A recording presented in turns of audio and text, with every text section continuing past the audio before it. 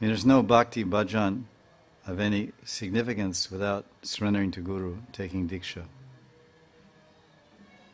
So it's a given we can say in this analogy about aparads blocking bhakti bhajan and only Guru Kripa. First of all, the whole concept of aparads and doing right thing and wrong thing, it's part of the awareness and education and knowledge that one gains after surrendering to a Guru.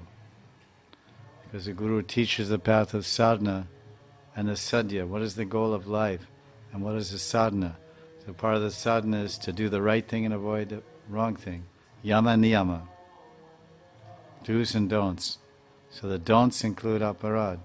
And the varieties of aparads described in the Shastra which one can read. Nama aparads, Vaishnava aparad.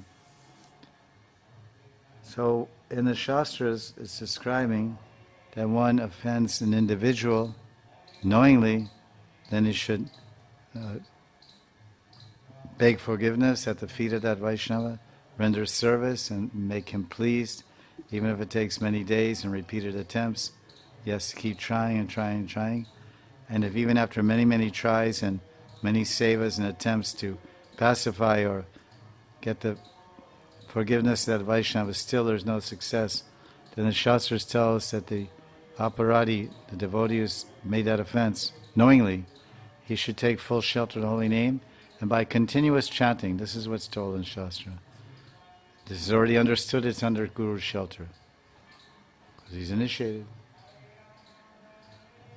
So Guru's mercy is at every moment. Like you're breathing in every moment. Air is going in and out of your lungs at every moment to maintain your existence. If it stops, there's no existence of your physical body.